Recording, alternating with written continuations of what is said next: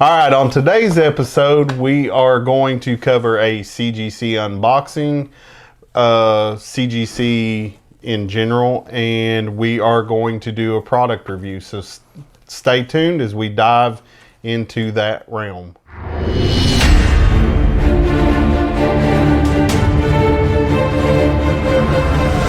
Okay, so Rex, exciting.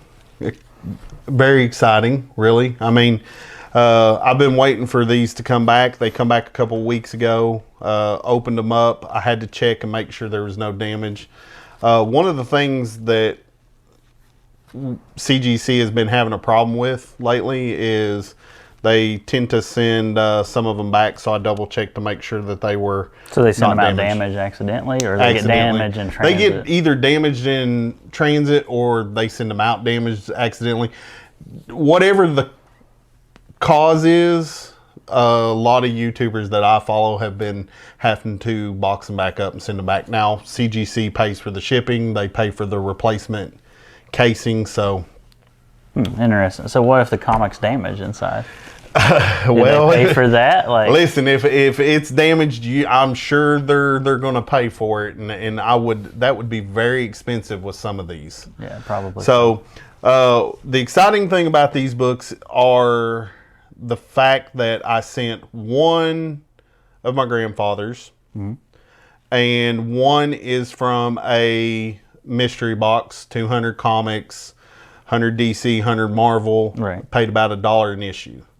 Not a bad deal. So, not a bad deal, but it's really good because we're going to show that one first. So where's that one graded? Like it makes up for that box? Oh, it paid for that box probably 30 times. So $30. No. I'm messing with you. No, that's good. All right, so if you'll put that up there. So this is Batman Adventures number 12. So the significance of this book is it's the first appearance of Harley Quinn. With Suicide Squad and her own movie, the Birds of Prey, the value of this book's really climbed. And is it just because of scarcity or just interest or both? Because maybe it wasn't popular before, but now it is? So it's combination. This is not a scarce book per se. There was hundreds of thousands of these books put out.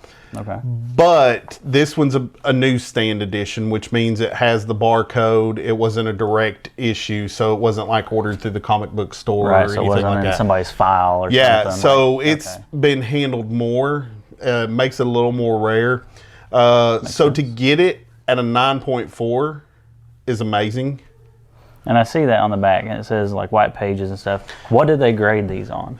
So they're looking at like the paper, like how the paper's been aged. So like if you read the comic and you put it up and you store it in a bag and board, obviously the book's going to look better, right? So they will literally pick these books apart. They look for spine stress. They look for ticks on the spine. They look for missing pages. Oh, that'd be a bummer. Back in here's why they do that. Back in the 70s, Marvel used to do a stamp collection where you could go in and cut a stamp of a superhero out and you put it in a book. Well, a lot of people used to do that because you think about it. In the 70s, they weren't thinking about keeping these books collectible. There's nothing else to do. So you know, you want to have that book where it's not had the stamp removed. Right. I got you. I actually was concerned because one of my grandfathers that I sent off, I actually have the stamp book, and he's literally got almost all the stamps in there, with the exception of a few. Was that one in that book, though? It was, but here's the thing. I think... And I'm not 100% sure because, obviously, he passed away a few years ago, so I can't ask him. I think what he did is he bought duplicates. That wouldn't surprise me. He bought one to keep, one to pull the stamp out of. Sounds like very much something you would do, too. So I think that's what he did because it wasn't missing the stamp, and I don't think any of them were when I went through and looking. But he had almost all the stamps, which is kind of cool.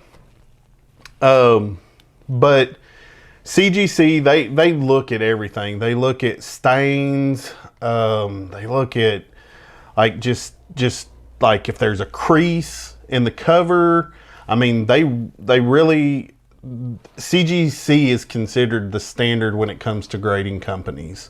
Matter of fact, if you use CBCS, PGX, or so they use like them as like the litmus test or like the gold standard. Like, hey, yes, we're doing it by these parameters to match their standard. Yeah, so if you use any of the other companies, what happens is the value drops like drastically. You would be surprised. It's like 30 to 50%. So even though they're using the same exact standards from the same exact company, just because they're not the CGC, because CGC's been around the longest.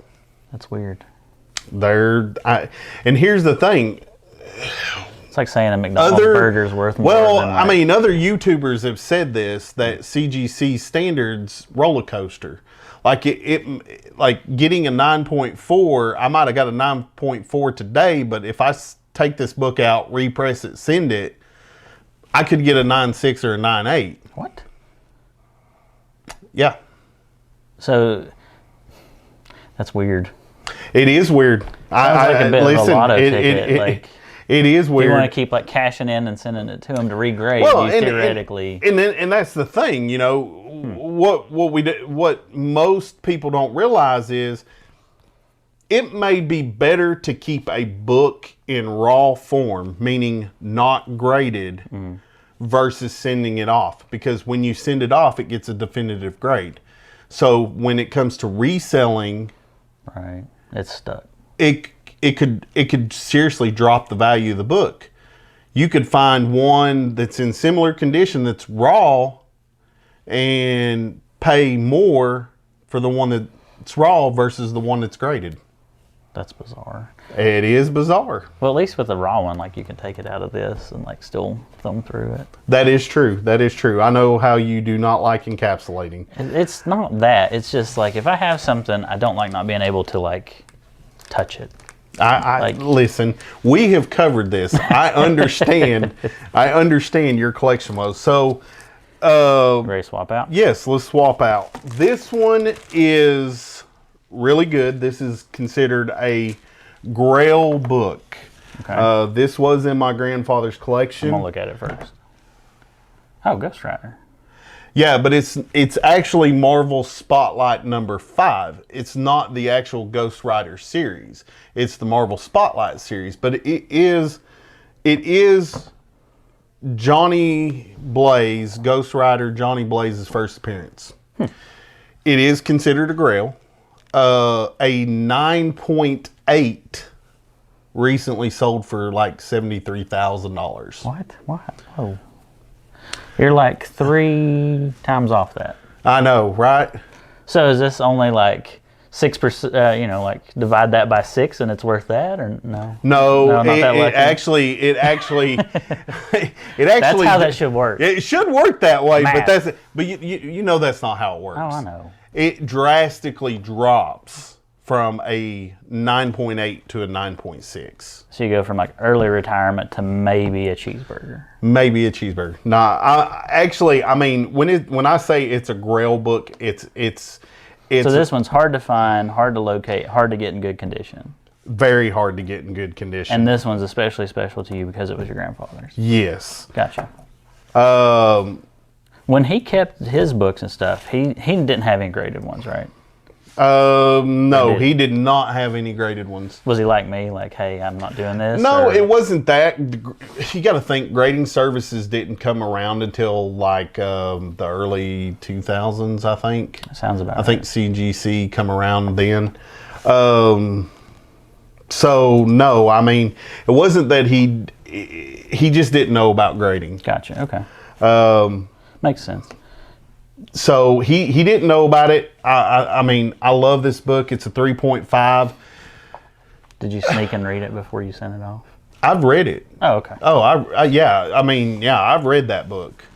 It's a great story, actually. And Marvel Spotlight 6 is also another high dollar book, and it's the second appearance. And I see where it says like key issue, like that's all the rundown for it. It is a key issue, yeah. You can look at, I use Go Collect when looking up prices. I was actually going to tell you what it dropped. So a recent sale of a 9.6 sold for $80,000. A 9.2 after that, it's $15,500. So you see how drastically it dropped? That's insanity. That's crazy. That's what, 65 grand? Yeah. Yeah. This one's a 3.5. This one's worth right around probably about $1,200. Wow. Off-white pages, that's because of the age. I mean, come on, it was in the 70s, early 70s. Did he board and backer all of his stuff? No, he did not. And that so was just all loose in like a yeah, long so box. when I got his collection, and not even in a long box, they were in a tote. Like a Sterilite tote? Yes. Ooh. Yeah. So I took everything out, bagged and boarded everything. So that's what you've been working on all the time. That's one part of what I've been working on. Yes.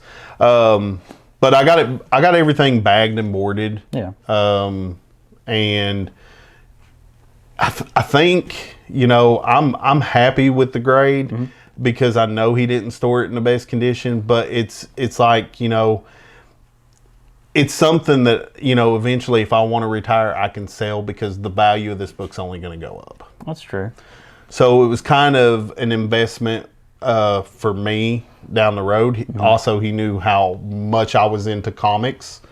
So I mean, it's a book that I'm gonna put up on display for many years to come before I finally get rid of it. But I'm excited about it. I do have 3 more books out for grading, so we'll cover those actually in a later video. Okay, cool. So one of the things that I will tell you about CGC when you are sending off your books, you do have to you have to have a membership.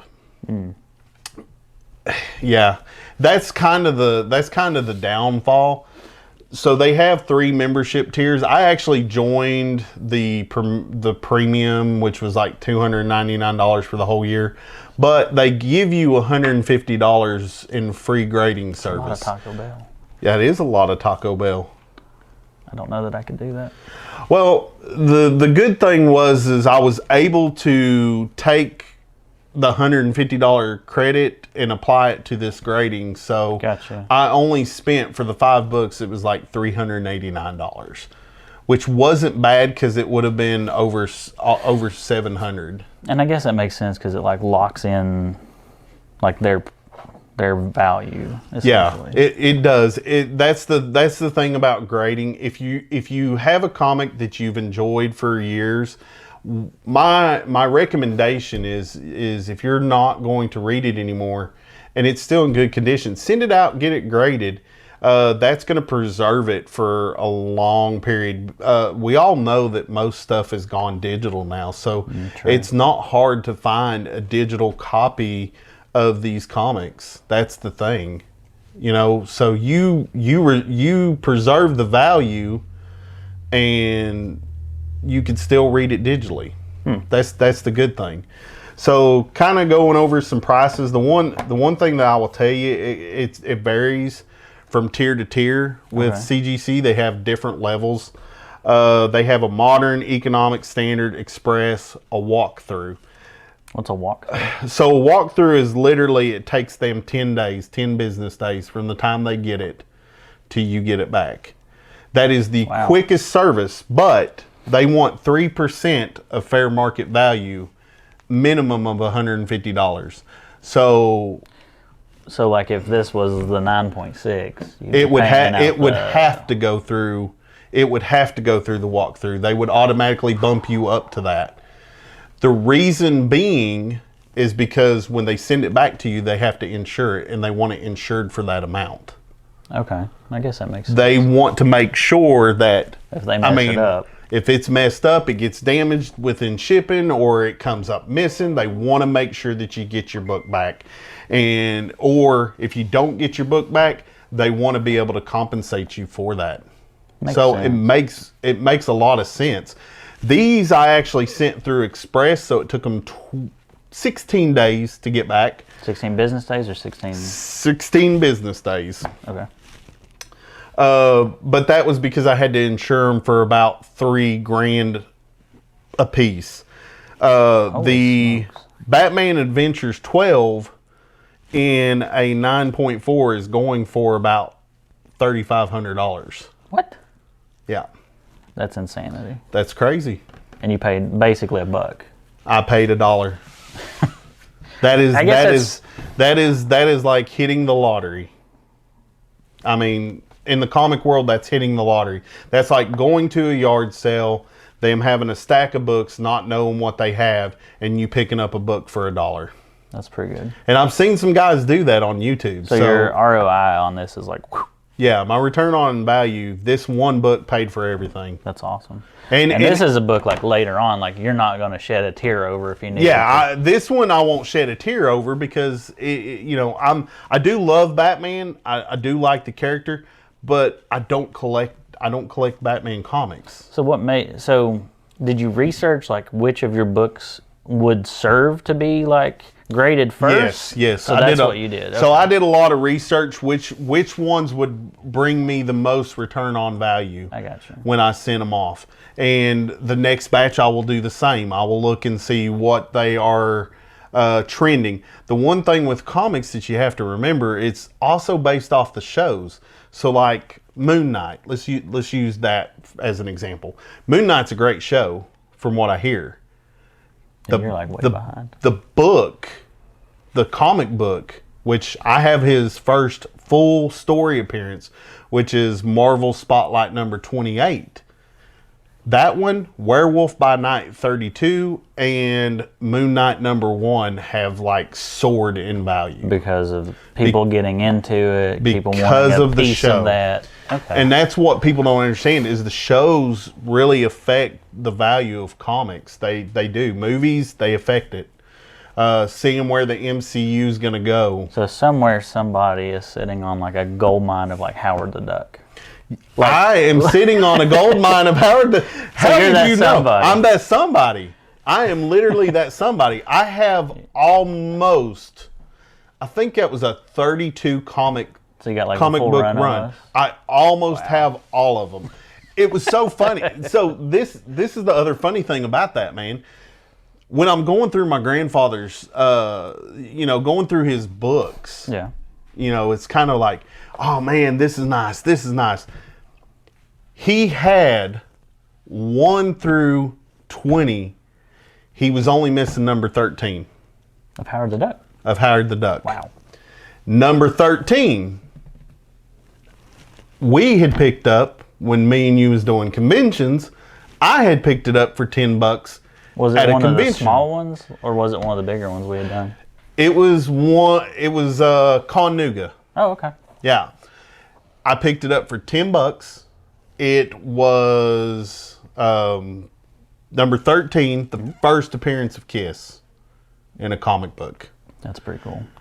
But see, that wasn't the only book I picked up there. Right. I'd already picked up 1 through 18.